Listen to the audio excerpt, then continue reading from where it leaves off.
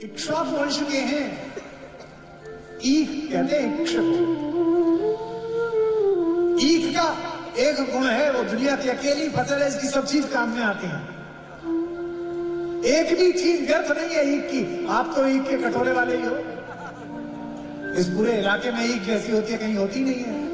आपके यहाँ तो शोध संस्थान भी है, आईजेट नगर में, इज्जत नगर में। ईख का कोई भी ऐसा कण नहीं है जो काम ना आता हो। इक्ष्वाकु वंशीय राम की कथा का ऐसा कोई पन्ना नहीं है जो तुम्हारे जीवन में काम ना आता। मारुति नंदन भगवान के जीवन में आने वाले सारे कष्टों का निवारण करते हैं। कितना अद्भुत बात है कि स्वामी तो पूरी दुनिया के कष्टों का निवारण करता है, और स्वामी पर जब कष्ट आता है तो सेवक उसका निवारण करता है। राम जब वन के लिए निकले, अयोध्या तक गए और लौटे, तो उन्होंने किसी राजा से संपर्क नहीं किया। पूरे रास्ते दलितों से, वंचितों से, वनवासियों से, मल्लाहों से, निषादों से, किरातों से, कोलों से, इनसे संपर्क। इसलिए राम अगर किसी के नायक है तो वंचितों के नायक है, दलितों के नायक है। गुरु वशिष्ठ से तो बड़ा कोई ज्ञानी नहीं था, उनसे बड़ा तो कोई प्रोफेसर नहीं था, उनसे बड़ा तो कोई ब्राह्मण नहीं था। गुरु वशिष्ठ निषाद राज के सामने से आने पर उसे गले लगाते हैं ये कहकर कि तुम राम के प्रिय हो। वह चरणों में झुकता है, उसे गले पर खींचते हैं, और यही भरत भी करते हैं। ऐसे एक नहीं, समय की सीमाएं केवल 2 दिन का संवाद है।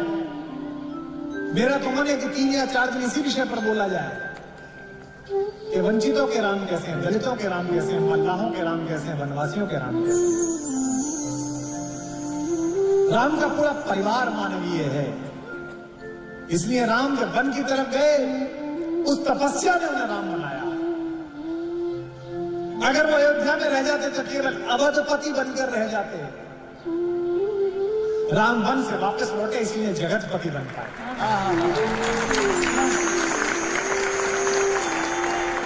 यूं अवधपति से जगती पति बन गए।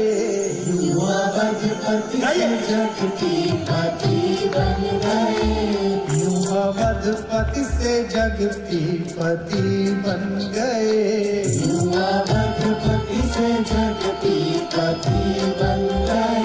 अगली पंक्ति का चमत्कार मैं राधेश्याम रामायण जी के को प्रणाम करते हुए आकाश की तरफ उछालता हूँ कि स्वर्ग में बैठे हुए अपने इस वंशज का प्रणाम हो, इस कविता के चमत्कार को स्वीकार करें। यूं अवधपति से जगती पति बन गए। यूं अवधपति से जगती पति बन गए। राम जब बन गए, राम तब बन गए। राम जब बन गए, राम तब बन गए। यूं अवधपति से जगती पति बन गए।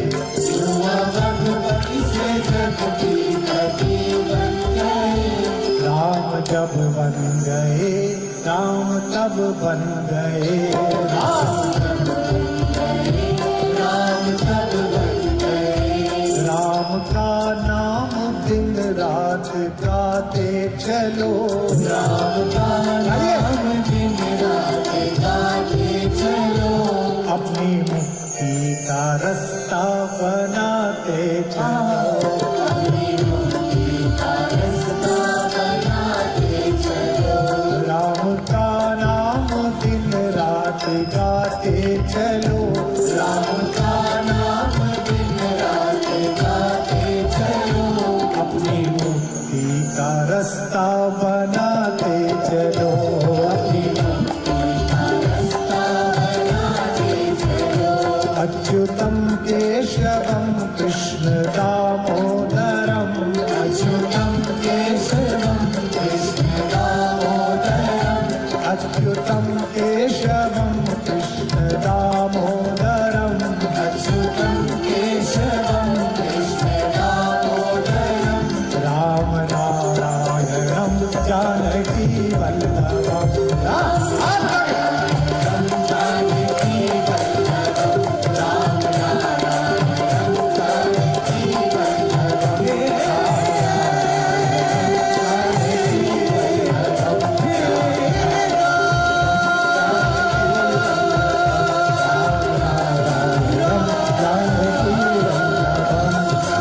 बोल सियावर राम को धार्मिकता के साथ भी न सुनो तो वैज्ञानिकता के साथ सुनो। मैं तो इसे ऐसे ही देखता हूं। इसमें एक एक शब्द और एक एक नाम का भी प्रतीक शास्त्र है। राम दशरथ के यहीं क्यों पैदा हुआ? इस कुल में तो इतने बड़े बड़े लोग हुए हैं, आज रघु, दिलीप, नहुष, सब बड़े बड़े, किसी क्या पैदा हो सकते थे, दशरथ क्या क्यों पैदा हुआ? क्योंकि दशरथ उन्हें विरुद्ध मिला तब जब वो देवासुर संग्राम में युद्ध करते समय 10 रथों की वल्गाएं एक साथ हाथ में रखते थे लगामे। लेकिन मैं एक छोटी सी व्याख्या आपको देता हूं, आपको रुचिकर लगेगी तो आपका स्पंदन मिलेगा। राम जैसा मर्यादा पुरुषोत्तम, राम जैसा पवित्र बालक उसी के माध्यम से पृथ्वी पर आ सकता है जो 10 अर्थात 5 कर्मेंद्रिय और 5 ज्ञानेंद्रियों पर अंकुश लगा सके, उन्हें अपने नियंत्रण में रख सके, दशरथ बन। और वो उसी कोख में आ सकता है जो कुशलता पूर्वक उसका 9 महीने वहन करे। ऐसी कौशल्या को ही मां बनने का सौभाग्य मिल सकता है। बंदो हूं कौशल्या ऋषि प्राची, कीरति जास सकल जग माची। इक्ष्वाकु वंश के हैं, ईख कहते हैं इक्षक। ईख का एक गुण है, वो दुनिया की अकेली फसल है, इसकी सब चीज काम में आती है। एक भी चीज व्यर्थ नहीं है ईख की। आप तो ईख के कटोरे वाले ही हो। इस पूरे इलाके में ईख जैसी होती है कहीं होती नहीं है। आपके यहाँ तो शोध संस्थान भी है, आईजेट नगर में, इज्जत नगर में। ईख का कोई भी ऐसा कण नहीं है जो काम ना आता हो। इक्ष्वाकु वंशीय राम की कथा का ऐसा कोई पन्ना नहीं है जो तुम्हारे जीवन में काम ना आए।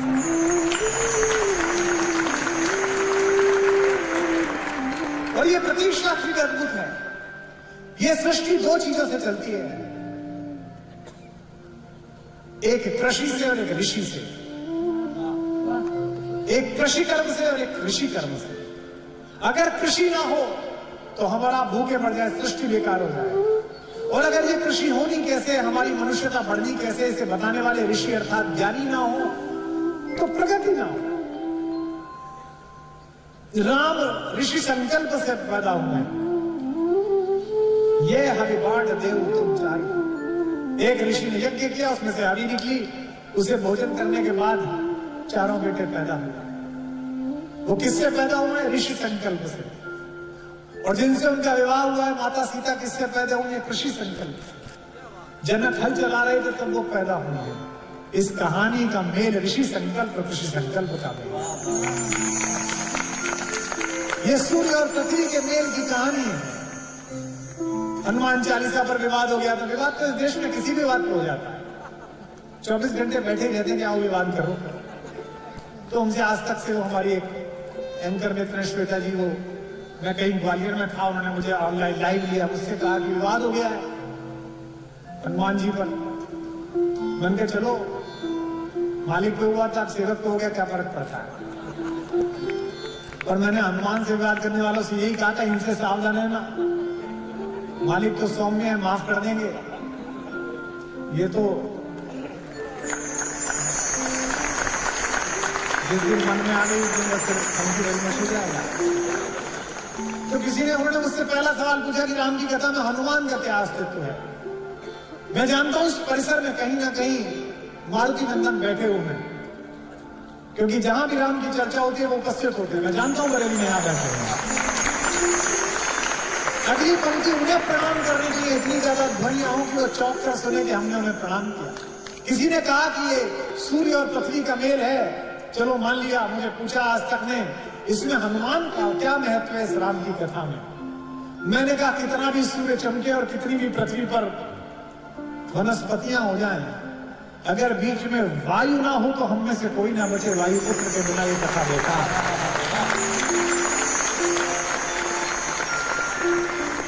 मारुति नंदन भगवान के जीवन में आने वाले सारे कष्टों का निवारण करते हैं। कितना अद्भुत बात है कि स्वामी तो पूरी दुनिया के कष्टों का निवारण करता है, और स्वामी पर जब कष्ट आता है तो सेवक उसका निवारण करता है।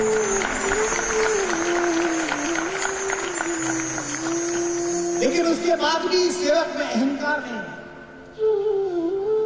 अगर देश में रहने वाला आदमी, अगर किसी संस्थान में काम करने वाला आदमी अपनी व्यक्तिगत योग्यताओं को देश के ऊपर समझता है तो वो देश का नागरिक होने योग्य नहीं है। अगर किसी संस्थान में काम करने वाला आदमी अपनी व्यक्तिगत योग्यताओं को संस्थान से ऊपर समझता है तो संस्थान में काम करने योग्य नहीं। जितने कॉर्पोरेट के लोग बैठे हो अपने एम्प्लॉय रिलेशंस को समझना हो तो हनुमान और राम का रिलेशन समझवाना, एमबीए वालों से मत समझवाना, किसी भी पंडित को बुला के राम की कहानी सुनवा देना। हनुमान पर गर्व करने योग्य, अहंकार करने योग्य, स्वाभिमान करने योग्य सब कुछ है। उन्होंने बचपन में ही सिद्ध कर दिया कि वे कितने तेजस्वी हैं। बाल समय रविवक्ष दियो तब तीनों लोग भयो अधियारो। छोटे से थे तभी बता दिया उन्होंने, जूनियर ओलंपिक में रिकॉर्ड तोड़ दिया। वे पंच तत्वों में से एक वायु के पुत्र हैं।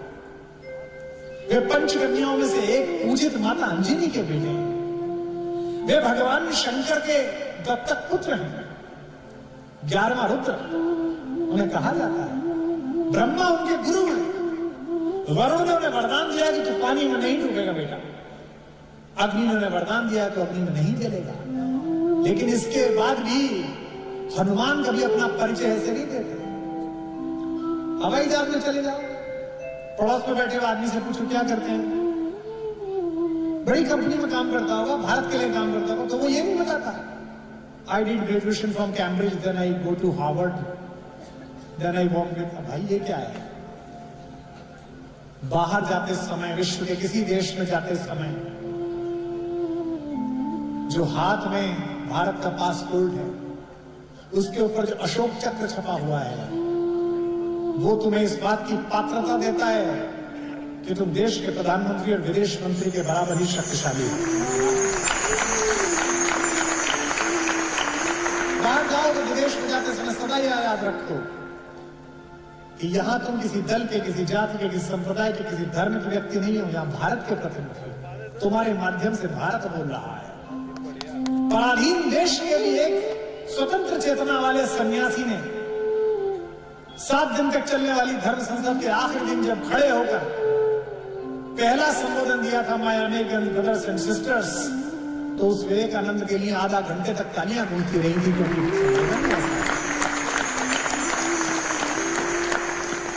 उन्होंने भारत में अंग्रेजों का साथ दे रहे राजाओं की निंदा नहीं की थी।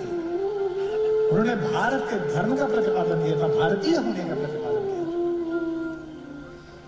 तो जब लक्ष्मण जी को मूर्छा आई तो राम का संकट टालने के लिए इस परिसर में बैठे हुए अंजनी पुत्र को काम सौंपा गया कि आप चलिए। मैं अल्पज्ञ हूं, मैंने कम पढ़ा है, मेरे शास्त्रीय शिक्षा नहीं हुई। मेरा दुर्भाग्य है कि मैं विधिवत शास्त्र ना पढ़ पाया। मैंने जो कुछ सत्संग से सीखा, माता पिता से सीखा, स्वयं स्वाध्याय से सीखा, विज्ञान का विद्यार्थी हूं। इंजीनियरिंग की तरफ गया हुआ और वहां से लौटा हुआ व्यक्ति हूं।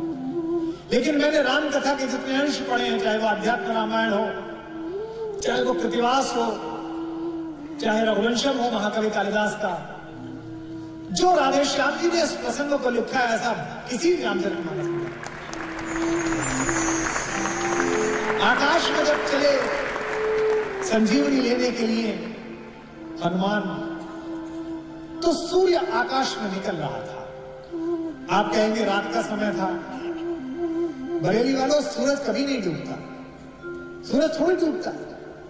हमारी मां पृथ्वी हमें गोद में लेकर हमारे पिता सूर्य की ओर से पीठ कर लेती है। मां को कुछ कह नहीं पाते तो पिता को दोष दे देते हैं कि पिता डूब गया है, पिता डूब गया। ये हमारा भारतीय संस्कार है कि मां की तरफ ज्यादा उन्मुख रहते हैं, इसलिए एक बार पिता को बोल सकते हैं, मां को कभी नहीं बोलते। तो आकाश में सूर्य दिखाई दिया। भगवान राम के अलावा किसी को ईश्वर नाम मानने वाले हनुमान का संवाद सूर्य से जो राधेश्याम जी ने लिखा, मैं न्यौछावर हूं उसमें। हम आज उन्हें स्मरण करेंगे प्रतिपंक्ति पर तालियों के साथ और स्नेह के साथ और उत्साह के साथ। इंडियन फॉरेन एकेडमी में यह डायलॉग सिखाया जाना चाहिए राधेश्याम रामायण का, कि अगर किसी शक्तिशाली देश से संवाद करना हो तो ऐसे करो जैसे हनुमान करते हैं।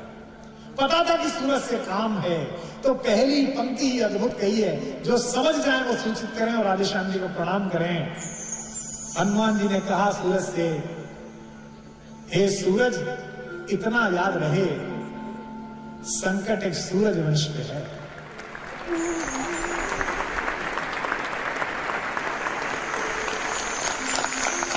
इसे कहते हैं डिप्लोमेसी, इसे कहते हैं डायलॉग की डिप्लोमेसी। क्योंकि राम भी तो सूर्यवंशी है, लक्ष्मण भी तो सूर्यवंशी है। सूरज से कह रहे हैं मेरा काम नहीं है, तुम्हारा काम है। सूरज इतना याद रहे, संकट एक सूरज वंश पे है, लंका के नीच राहु द्वारा आघात दिनेश वंश का है। और विनम्रता देखिए, इतने शक्तिशाली व्यक्ति की विनम्रता, डिप्लोमेसी देखिए। इसलिए छिपे रहना भगवान, जिसने राम के अलावा किसी को भगवान नहीं कहा, वो सूर्य से कह रहा है। ये राधे श्याम जी का कमाल था। इसलिए छिपे रहना भगवान, जब तक न जड़ी पहुंचा दूं मैं, बस तभी प्रकट होना दिनकर, जब संकट दिशा मिटा दूंगा। मेरे आने से पहले, फिर भावुक भी कर रहे हैं, मेरे आने से पहले यदि किरणों का चमत्कार होगा तो सूर्यवंश में सूर्यदेव निश्चित ही अंधकार है। फिर कहते हैं कि बहुत मुझे उम्मीद है, आशा है, स्वल्प प्रार्थना यह सच्चे जी से स्वीकारोगे, आतुर की आर्त अवस्था को होकर कर्णार्ध निहारोगे। 8 पंक्तियां विनम्रता की और बाद में 2 पंक्ति भारतीय तेवरों की। इस देश का तेवर ऐसा होना चाहिए, इस देश के विदेश मंत्री, प्रधानमंत्री, इस देश के रक्षा मंत्री, गृह मंत्री की भाषा ये होनी चाहिए जो हनुमान कह रहे राधेश्याम रामायण के मुख से। मैं धीमे से पढ़ूंगा और विस्फोट पैदा होगा यहाँ भारतीय स्वाभिमान का। अन्यथा क्षमा करना दिनकर, अंजनी तने से पाला है, बचपन से जान रहे हो तुम हनुमत कितना मतवाला।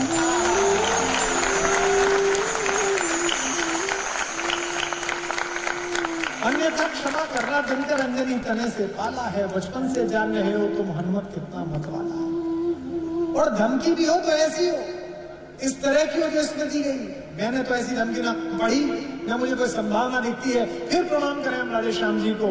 अन्यथा क्षमा करना दिनकर, अंजनी तने से पाला है, बचपन से जान रहे हो तुम हनुमत कितना मतवाला। और ये स्मरण करना आवश्यक। पुलवामा में जब शहीद हुए हमारे जवान और भारत और पाकिस्तान के बीच तनाव हुआ, तो मैंने कुछ क्रोध में, जब सर्जिकल स्ट्राइक हो गई, तो मैंने भारतीय सेना के लिए बड़े अच्छे कुछ पंक्तियां लिख दी। तो पड़ोस के देश के एक विदेश मंत्री जी हैं, पता नहीं उन्हें मुझसे क्या दिक्कत थी, मैं तो किसी पद पे भी नहीं हूं। उन्होंने मुझे ट्विटर पर टैग करके लिखा कि ज्यादा शायर आजम ज्यादा उसमें मत आइए, अगर लड़ाई हुई तो मैं भी लड़ने जाऊंगी, मेरे नाना भी फौज में थे। बरेली वालों, मैंने अपना मासूम सवाल पूछा था, वो ब्लॉक करके चली गई। अब आप देखना कितना मासूम सवाल था। उन्होंने मुझे कहा कि मेरे नाना भी फौज में थे। तो मैंने सिर्फ इतना पूछा कि मोहतरमा, आपके नाना ढाका में पोस्टेड तो नहीं थे?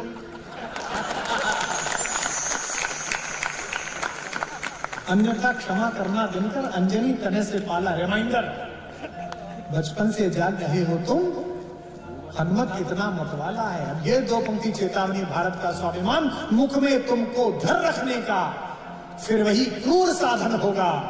बंदी मोचन तब होगा जब लक्ष्मण का दुख मोचन होगा।